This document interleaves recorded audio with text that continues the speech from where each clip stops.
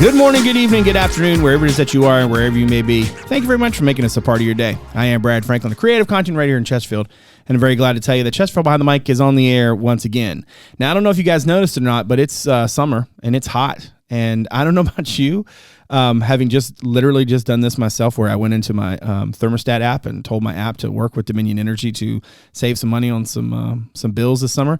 We thought it'd be a good idea to kind of talk about a little bit how to do that, right? How to save some money on your energy bills this summer. I'm very glad to welcome Craig Carper from Dominion Energy to the show. Craig, how are you? I'm great. Thanks for having me, Brad. Really appreciate you coming on. Like I said, we wanted to kind of have somebody kind of talk us through some of the ways to save, some of the ways to stay cool even while you're saving money this summer.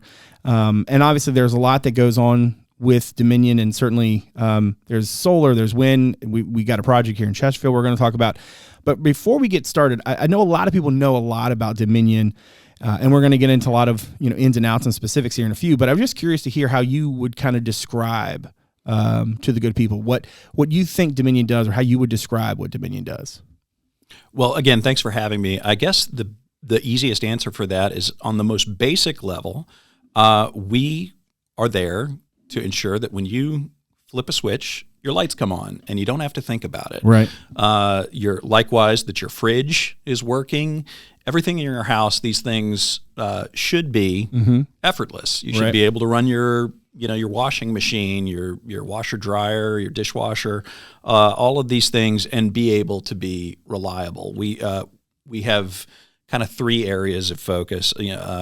Reliable, affordable, and increasingly clean. Right. So those are the things that we like to be known for, and I'm eager to talk about all of them today. Absolutely. Now, I mentioned a minute ago, the idea of staying cool and being able to save money while you're doing that. Ultimately, I don't want to present this as if it's not on some level, a personal decision, right? There's a balance between your comfort and your cost. But I know that there are lots of different tips out there, and I'd like to hear some of the ones that you might recommend for, and I think that, for somebody who's hot-natured like me, the idea of setting your thermostat at like 78 is just wild. But what are some of the things that you would sort of recommend to folks, things that they could do to both stay cool and save this summer? Absolutely. So you teed that up perfectly, because yes, this is kind of based on personal preferences, personal decisions, and people do have to realize that our service is based on consumption. Right. So it costs more to, if you like an ice cold house in the summer, we can do that, but it's, you'll get charged for it. Right. So, it's a balance, and kind of knowing, what you can do to take control of that, to maintain the comfort that you expect, and not break the bank is what we'd like to be able to do. So I think a helpful thing at the beginning when we start talking about this that I try to remind people is to think about the differential. Think about, ideally, in an ideal world, how comfortable what's the comfortable temperature, the most comfortable temperature for me. Right. And think about where that is. And then you kind of think of, what can I live with? Because I'll tell you, optimally, if all you care about is saving money, we'll tell you, set your AC during the summer at 78 degrees. Right. A lot of people, they hear that and they think, yeah, I'm one of them. That's fair. Yeah, I'm one of them. 78. So, but there's ways you can work around that. Yeah. So, a lot of people, they'll say, I think the most common thing that I hear from people is like, 72, 74, something like that. A really good tip, if you just want to save money, set it to 78, leave it there, don't touch it. Right. And if you like it a little cooler, realize that, if you have portable fans or ceiling fans, if you have one or two of those in each room, that's going to bring your AC down. If you crank all of those, that's going to bring your in the room temp down about 2 degrees. Okay. So that's a tip that I like to give everybody right off the bat in terms of big savings. That's one of the easiest things you can do is, set, if you like it at, say, 74 or 72, set it 2 degrees higher and run all your fans. And because the energy from the fans is not going to be more than your HVAC running. It's burning a lot less juice that makes sense. to get it to that temperature. Yeah, that makes sense. So that's a really easy thing that you can do. You can run appliances. This is more, I would say, less about saving money, more about not putting stress on your appliances. You've got to think also, like if you have a day like in August where we break 100 degrees and you're trying to get it to 72 or whatever, or even 68 in some cases, people will try to do that. And the temperature didn't come down overnight. Remotely close to that. Right. Yeah. You've got to think about, well, what else am I running? Am I running my AC? Do I have all the lights on all at once? Am I running my dishwasher and my washer and dryer all at the same time? That might stress out and fry one of your appliances if you're running everything at full capacity during a really hot day. It's not just about what you're getting charged, but it's about taking good care of your appliances. And your HVAC guy will tell you or gal will tell you the exact same thing. So think about things, if the best times to run to have stress-free, give your appliances a stress-free life. Try to run your non-essential washer, dryer, dishwasher. Run them in the early morning or late evening. So that's another tip. Keep doors and windows closed. If there's a cool breeze outside, work with it. But if it's hot outside, it's best not to leave windows cracked if you're also running the AC. So those are big things. And also, so you think about that, and then you think about, well, how old is my home, and are there areas where I might have vulnerabilities or areas where where there's inefficiencies. So thinking, older homes, some of the biggest problems that we see are degraded insulation. So insulation, all insulation degrades over time. I think that the optimal level, and I may misquote this, but I believe it's about 18 inches that you want, which sounds like a lot, in your attic. And you can, a lot of houses, that's what they'll put in. And then over a couple decades, it'll be about half that. So, that's one of those things. You put down some additional insulation, that's going to save you money. Some of these things, yes, they come with upfront cost, but in the long term, they're going to save you things. So think about that.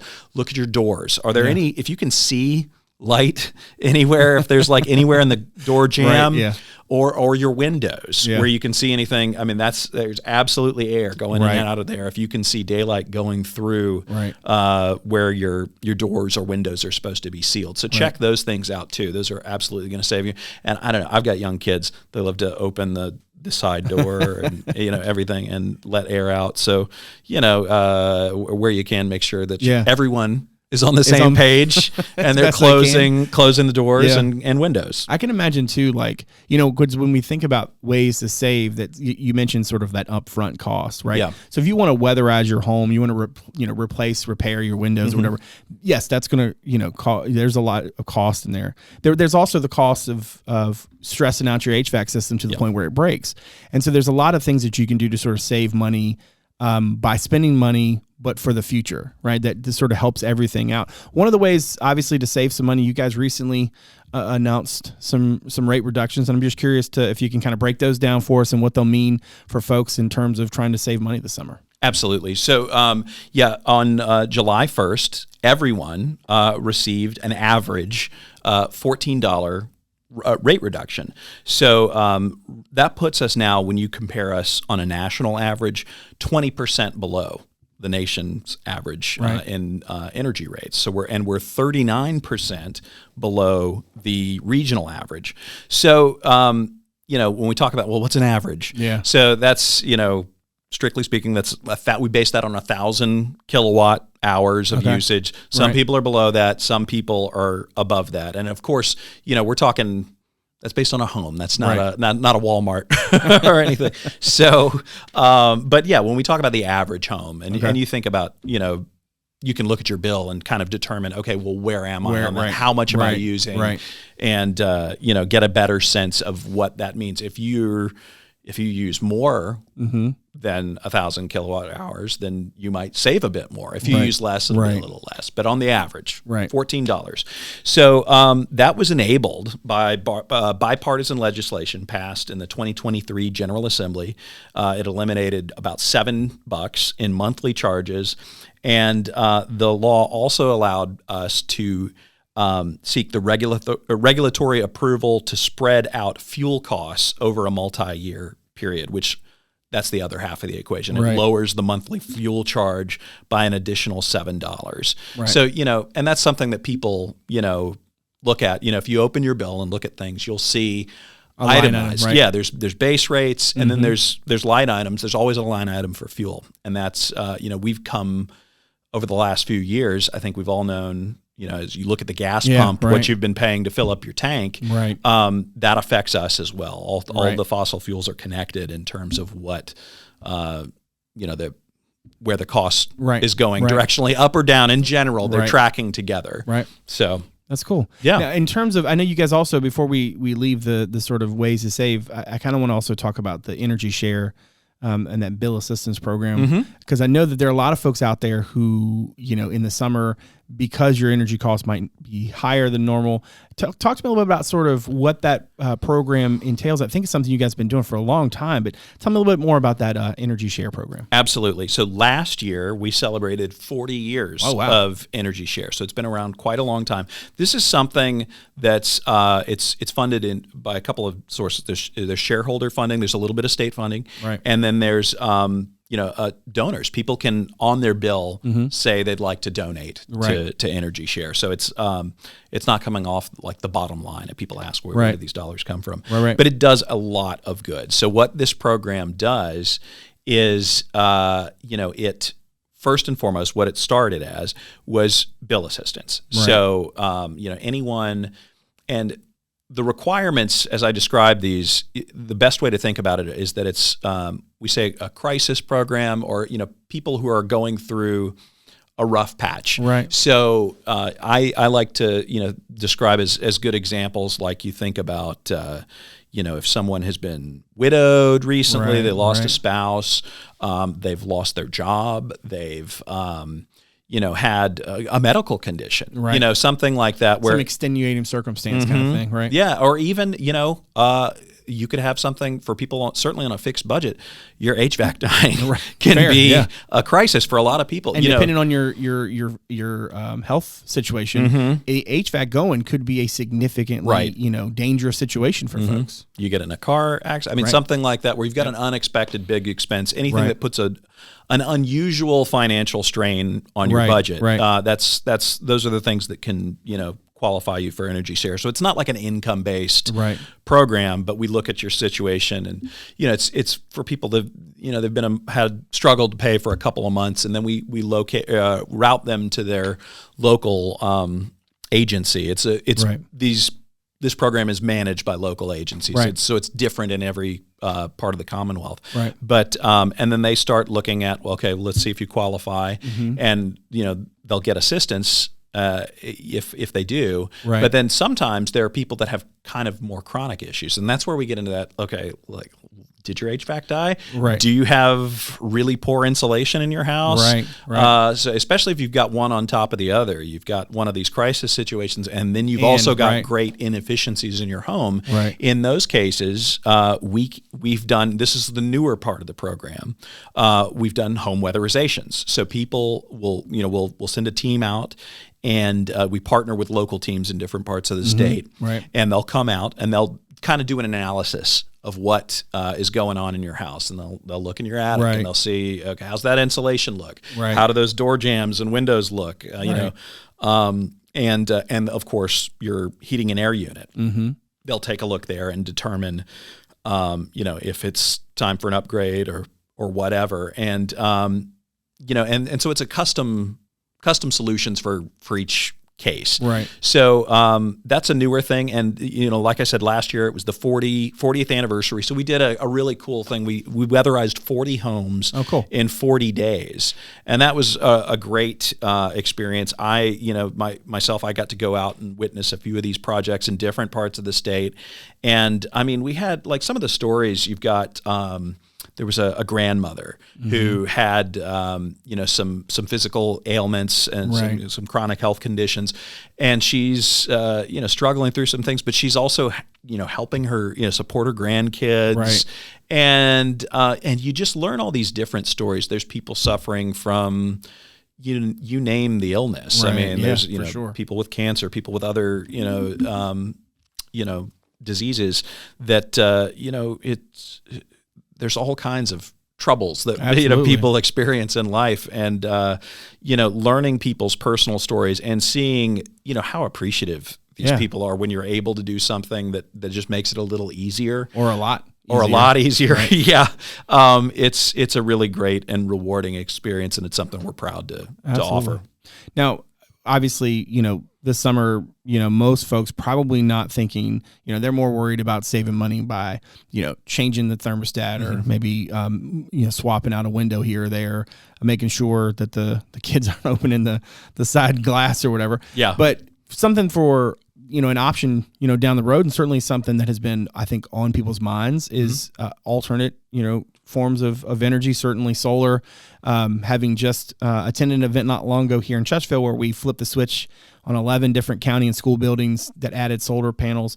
Real quick, for folks who might not be aware of that, it offsets more than 76,000 tons of carbon dioxide to put them on these county and school buildings. It's a partnership with Dominion as well as Sun Tribe. Basically, they put solar panels on the southern roofs of these 11 buildings, going to make like 3.1 megawatts of energy. Now, as a devout Back to the Future guy, I don't know quite how much 3.1 megawatts is, but I know it's a lot. But according to the numbers, at least, that when this thing is up and operational, they're talking like it'll essentially serve the equivalent of 750 houses.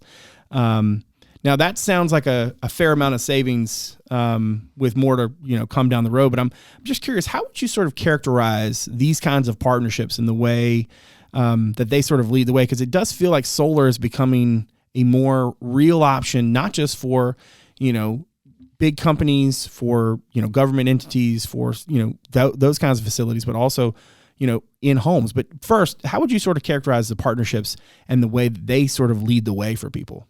Absolutely. So, I mean, a lot of these things, we're crossing a threshold right now in terms of costs and affordability, and the cost benefit analysis between making what made solar a viable option 5 years ago. It's going in the right direction now. So, that's the nice thing. As these things scale up, they are becoming more affordable. Right. Still, though, as they're as we're in the still in the infancy of solar technology and other renewable technology, a lot of localities they need a little help. So we're proud to offer these partnership programs to help people get started. We've done that with solar. We've done it with electric school buses. That's been really cool. So, matter of fact, one of my first things here was an electric school bus event, which nice. It still blew my mind that a bus could be both electric, but also this massive battery that could that somebody could plug into in times of if the grid was down or whatever.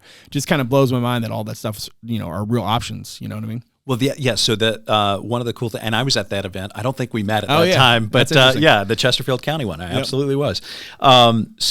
These buses, they have the ability. They've got what we call vehicle to grid capability. So these buses can, you think of a school's, they've lost power. Right. There's a storm or something going on. They can plug in. And you can run off the bus battery. Not probably you can't power like a whole school off a bus battery, but you can power certain critical critical things. So if you've got multiple buses, the more you can power. That's right. So so that's a really cool and exciting thing. And we've partnered some of these first buses that we've done different phases of this program. But in the first phase, we would basically own the battery and give but let the locality use it. Right. So with the understanding that we could use it overnight, right, and use some of that power right. when they weren't using it on I should say like on weekends and things when you're not charging it to run and another run route. kids the next day. Yeah, gotcha. So it's a cool thing. Yeah. Now in terms of solar in homes, I know, like you just said, things have kind of gone in the right direction, and it sort of feels like, I mean, I don't know about everybody else, but in certain neighborhoods, you see solar panels more often now. Mm-hmm. Now I'm not saying that I'm ready to like put a bunch of solar panels on my house, because there is there's an upfront cost in there, but I'm just curious how realistic you think it is that we can do that with more rooftops, and do you see that as a more immediate eventuality now maybe than it was, like you said, 5 years ago? Yes. The easy I answer, said right? I wasn't going to do that. I wasn't going to one-word answers. No, but yes, it's we do see more opportunities for solar. I think the biggest restricting factor for anyone who's trying to approach it is if they've got appropriate light. Yeah. So if you live in a heavily wooded area, it's a little harder. And if you've got local solar installer, which we now do, we've got our Dominion Energy Solutions part of our business, which I can talk a little bit about. But it's outside of my department, so I might give you the very top level information, and you can have someone else on another time. But yes, we're offering various smart home technologies now as part of this Dominion Energy Solutions brand. That includes solar, as well as some other programs. In fact, I think you got, I did. You signed up for a new pilot that we're doing, a time of use pilot, and this interacts. Remind me, you had Nest. It's a Nest thermostat. Yeah. Nest. Yeah.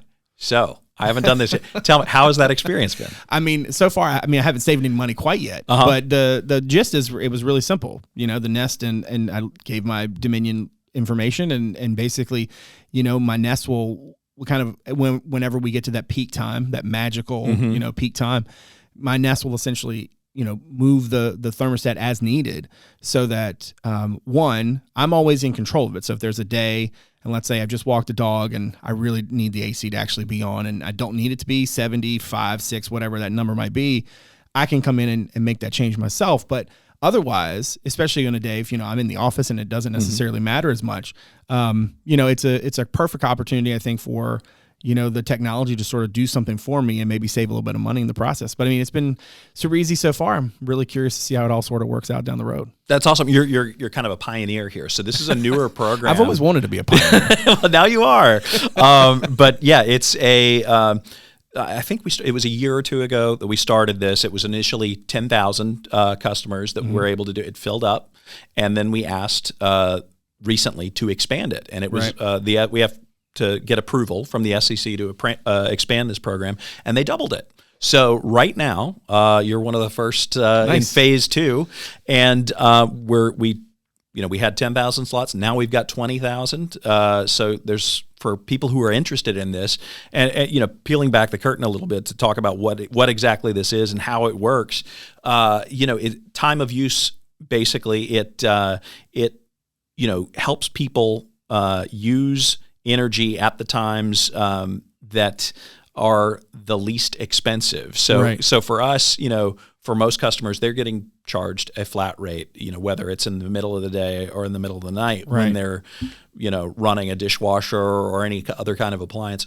But if they're on the time of use program, it's going to steer you in the right direction and tell you when to use different appliances. And as you said, using your Nest or whatever smart home system you've got, it'll help you optimize your energy use in the home and give you some savings. Yeah, and like I said, I'm really curious to see sort of how that develops down the line. Speaking of developing down the line, I know wind is another thing that Dominion is very interested in. Certainly putting a lot of resources behind. Tell me more about what Dominion is doing off the coast, because I know that wind farming is a big thing right now. We're super excited about this. So we are building what right now is the first large scale utility scale offshore wind farm in the nation. Oh, wow. The plan is to build it out to 176 turbines. These things are huge. So this is one of the coolest things I've gotten to do here. I got on a boat I got on a boat in Virginia Beach, and I went. It's 27 miles off the coast of Virginia Beach. Okay. I'm told that if you stand on the top of a very tall building with a telescope or some really good binoculars, you can see these wind farm, the wind turbines. But otherwise, you're not going to see it unless you're out there. So, but I got to see them up close. They're huge. So each one of these, just to give you a sense of it, they're just the portion that's above the water is the size of the Washington Monument. Oh, wow. So massive. They're huge. And they're right now we've got two as part of the pilot. They're about a mile apart. Okay. And we're going to build out to 176, and that is going to be ultimately at full capacity when they're cranking, going to generate enough energy to power about 660,000 homes at once. So I mean that's huge. You think about us, and we've got about 2.7 million Virginia customers. 660,000, that's a huge chunk of our energy demand. So yes, that's, we're adding wind capacity, we're adding solar capacity. This is a multi-year process. It's going to take a while to get out there. We're going to be building in earnest in a little over a year. And right now, what we're doing is we're building the vessel. I was going to say it has to be a U.S.-made vessel. Right, it's a federal regulation. Right, that actually assembles these. Right, and so that vessel is nearing completion, and then we're going to use it to build turbines right here in Virginia. That's awesome. And so it's going to be really cool. So you add that, you take that 660,000, from wind, and then solar when we're built out there. And again, this is when the sun's shining, these things are cranking, but it's, at nighttime, we've got to rely on other sources of energy. Right. But, total, I think that when we are built out completely with our solar plan, we're going to have enough utility scale solar to power about 4 million homes, which is massive. It's huge. Yeah. So really, really good news. And, it's a very exciting time to be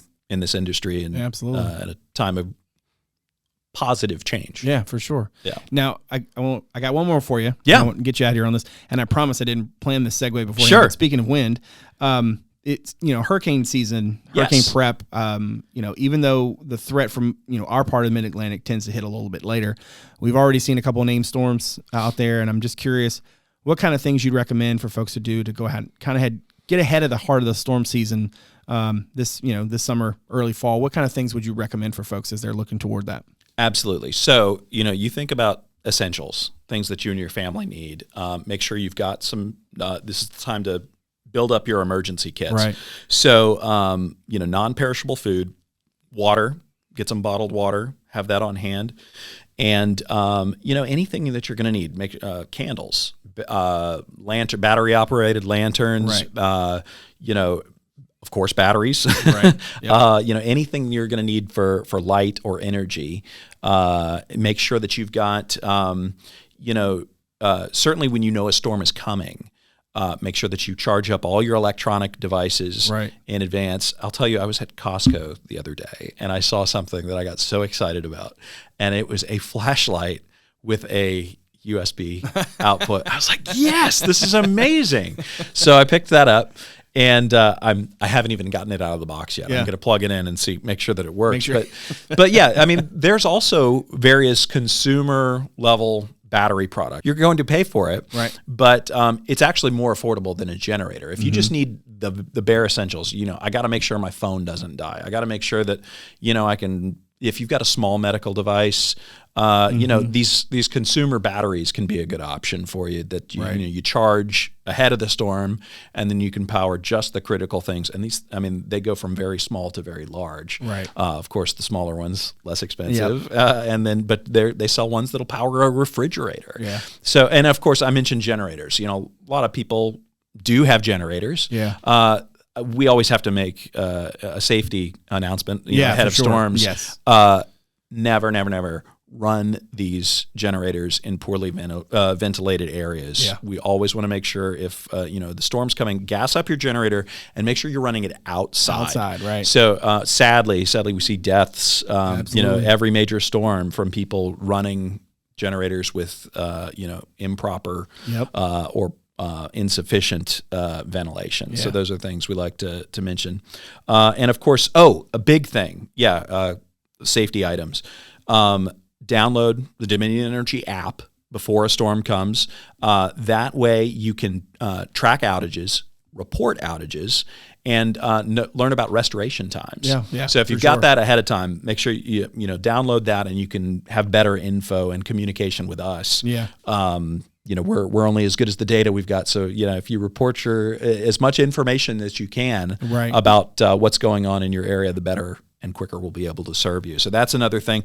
Finally, if you see a down power line, always assume that it's energized, and stay at least 30 feet away. Okay. And make sure that your family knows to do the same, that you're keeping pets away from them, and certainly young children. Absolutely. Yeah. Well, Craig, thank you very much for coming on the podcast and talking to us about ways to save this summer and all the fun things. Solar, wind, hurricane prep, you name it. We feel like we covered it, so I appreciate you coming on. It was a pleasure. Thanks so much, Brad, and hope to come back sometime. Yes, sir. All right. Make sure you check us out on social media. On Twitter, it's at Chesterfield VA, and on Instagram, it's Chesterfield Virginia, all one word. And on Facebook, you can check out our podcast page. Just search Chesterfield Behind the Mic. Now, make sure you also follow or subscribe to the podcast on Apple Podcasts, Spotify, Google Podcasts, Overcast, or wherever it is that you get your shows. And if you're so inclined to leave us a rating and review, we greatly appreciate it. As always, a video version of the show is available on our YouTube channel as well as on our website, chesterfield.gov/podcast. That's also where you can submit feedback anytime, make suggestions, or just reach out to us. You can also watch the show on WCCT Thursday through Sunday at 7, on the weekends at noon. That's Comcast Channel 98 and Verizon Channel 28. Lastly, you can check out chesterfield.gov/connect with us to find out a number of other ways to connect with Chesterfield County. My thanks to my director, Martin Stith, my executive producer, Teresa, Bonifas, and all the good folks from Constituent Media Services for all they do. My thanks to you for joining us today. So from all of us here in Chesterfield, thanks again for making us a part of your day. We'll see you again real soon. Take good care.